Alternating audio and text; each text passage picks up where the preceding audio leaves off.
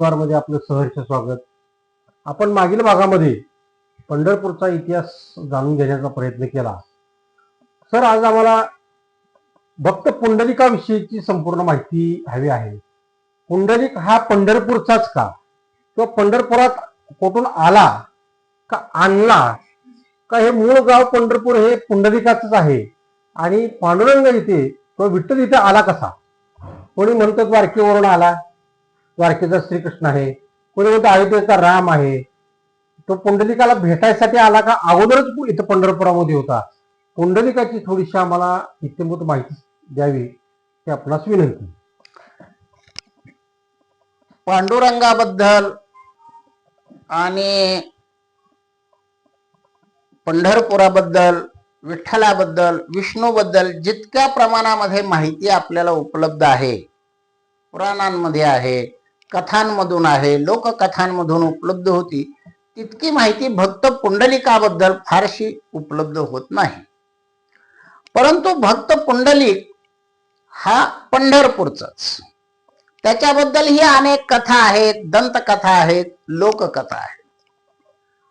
कोणी म्हणतं त्या कथेप्रमाणे हा ब्राह्मण दाम्पत्याचा मुलगा जानुदेव आणि सत्यवती नावाची लोहदंडावर किंवा चंद्रभागेच्या काठी एक जोडपं राहत होत. आणि त्यांना हे नवसासायानं झालेला भक्त पुंडलिक लाडाकोडात वाढलेला मोठा वांड होता, अशी त्या पुंडलिकाची माहिती. आणि तो वांडपणा करायचा, खोड्या करायचा, लोकांना त्राही भगवान करून सोडायचा. आणि मग तो असा वयात आला. मग त्याच्या आई वडिलांनी विचार केला की बाबा आता याचं लग्न करून देऊया, आणि लग्न करून दिल्यावर याच्यात काहीतरी सुधारणा होईल, हा सुधारेल, आणि म्हणून त्याचं लग्न झालं. पण लग्न झाल्यावर ही स्वारी काही सुधारली नाही, त्याचा वांडपणा काही गेला नाही. आई वडिलांना तो जास्तच त्रास देऊ लागला आणि इथल्या लोकांनाही तो जास्तच त्रास देऊ लागला.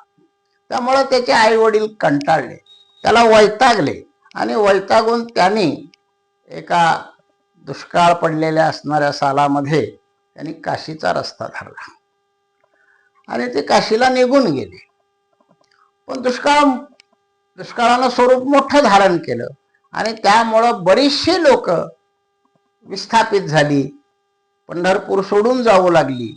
आणि त्यावेळेला बायकोच्या हट्टाला बळी पडून एका लोकांच्या समूहात मिसळून हा भक्त पुंडलिक सुद्धा काशी क्षेत्राकडे जायला निघाला.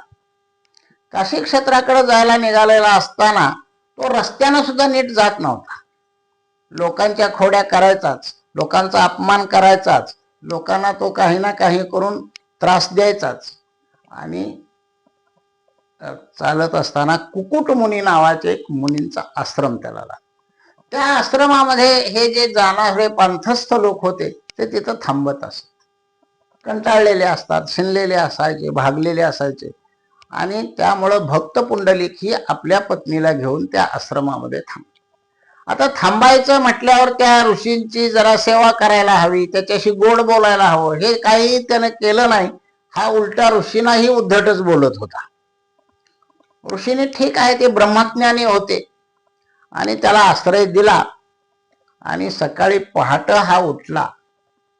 पहाट हा उठल्याबरोबर त्याला 3 अतिशय विद्रूप कुरूप स्त्रिया त्या आश्रमामध्ये येताना दिसल्या. आणि त्या स्त्रिया काय करत होते आल्या आल्या, तर त्यांनी पहिल्यांदा आश्रम स्वच्छ झाडून काढला. त्यानंतर आश्रम पाण्यानं धुवून स्वच्छ केला. आणि हे सगळं झाल्यावर त्या कुरूप स्त्रियांचं एकदम सुंदर स्त्रिया झाल्या, एकदम शालीन स्त्रिया झाल्या, त्या रूपमती बनल्या. आणि त्यावेळेला नेमका हा भक्त पुंडलिक आपल्या झोपेतून जागा झाला होता. आणि त्याला त्याचं आश्चर्य वाटलं की हे काय प्रकार आहे. येताना तर त्या विद्रूप दिसत होत्या, कुरूप दिसत होत्या, आणि जाताना इतक्या लावण्यखानी कशा दिसतायत, लावण्यवती कशा दिसतायत. लावण्यखानी ज्या 3 स्त्रिया होत्या त्यांनी भक्त पुंडलिकाला सांगितलं की बाबा रे, आम्ही 3 नद्या आहोत, गंगा, यमुना आणि सरस्वती. आणि आम्ही या आश्रमामध्ये का येतो तर कुकुट मुनींची पुण्याई इतकी आहे की आमच्या नद्या ह्या तुझ्यासारखे पापी लोक येऊन तिथं स्नान करतात, आंघोळ करतात आणि आमचं पाणी खराब होतं, घाण होतं आणि आम्हीही मलिन होतो, घाण होतो. आणि मग पुन्हा आम्हाला स्वच्छ होण्यासाठी, पुन्हा आम्हाला शुद्ध रूप घेण्यासाठी ह्या कुकुट मुनीच्या आश्रमामध्ये येऊन ही सेवा करावी लागते. आणि म्हणून आम्ही त्याच अवस्थेत, घाण झालेल्या अवस्थेमध्ये इथं येतो, कुकुट मुनींच्या आश्रमामध्ये सेवा करतो रात्रभर आणि सकाळी शुद्ध होऊन, सात्विक होऊन, पवित्र होऊन आम्ही पुन्हा आमच्या ठिकाणी जातो. तर तुझी सुद्धा गणना पुंडलिका पापी लोकांमध्ये होती. तू सुद्धा पापी आहेस, आई वडिलांचं ऐकत नाहीस, तू मित्रांशी नीट वर्तन करत नाहीस, तुझा व्यवहार लोकांशी चांगला नाही आणि त्यामुळं तुझ्यासारखी माणसं इकडं काशीकडं किंवा आमच्या नद्यांच्या मध्ये आंघोळीला येऊ नयेत अशी आमची इच्छा आहे. आणि जर यायचं असेल तर त्याने जनसेवा करायला हवी, लोकसेवा करायला हवी, आई वडिलांची सेवा करायला हवी आणि मग आम्ही घाण होणार नाही. त्या नद्याने केलेलं उद्बोधन, त्या नद्याने केलेलं त्याच्यावर जे उपदेश होता तो भक्त पुंडलिकाला भावला आणि तो सावध झाला किंवा त्याच्या मनामध्ये, विचारामध्ये बदल झाला आणि तो तसाच उठला आणि काशीला गेला. आपल्या आई वडिलांना त्यांनी शोधून काढलं आणि शोधून काढून तो परत पंढरपूरच्या पंढरीत आला आणि त्या ठिकाणी त्यानं जे आपल्याकडून दुखावलेले लोक होते त्यांची सेवा करायला सुरुवात केली, त्यांची कामं करून द्यायला सुरुवात केली, त्यांच्या दुःखामध्ये तो सामील झाला, त्यांचं दुःख कसं कमी होईल याकडे त्यानं लक्ष दिलं आणि आई वडिलांची तर तो उशाला पायशाला बसूनच सेवा करू लागला, त्यांचे हातपाय चेपून देऊ लागला, त्यांना जीव खाऊ घालू लागला आणि त्यांना आंघोळ पाण्याची सर्व सोय तो करू लागला. आता ही बातमी त्यावेळेला पंढरपूर हे द्वारकेच्या अधिपत्याखाली होत, म्हणजे द्वारकेचं राज्य इथपर्यंत होत आणि त्याचा राजा होता बलभद्र, श्रीकृष्णाचा थोरला भाऊ. पण ही बातमी, राज्यकारभार प्रत्यक्षात श्रीकृष्णच पाहत होता आणि श्रीकृष्णाच्या कानावर गेली. असा कोण पुण्यात्मा आहे, असा लोकसेवक कोण आहे, अशी आई वडिलांची सेवा करणारा कोण महामानव आहे, त्याला आपण भेटायला जावं ही श्रीकृष्णाच्या मनात इच्छा झाली. पण काळ चालला, काळ निघून गेला आणि श्रीकृष्ण भेटीला येण्याची संधी शोधत होता.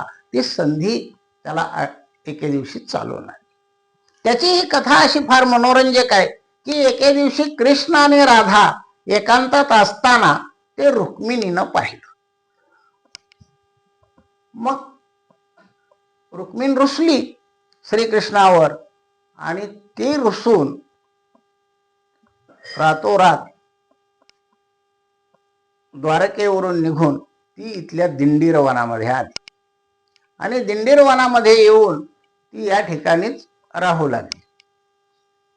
तर श्रीकृष्णाला वाटलं की आता आपल्याला रुक्मिणीचा तर शोध घेतला पाहिजे, रुक्मिणी कुठे गेली असली पाहिजे.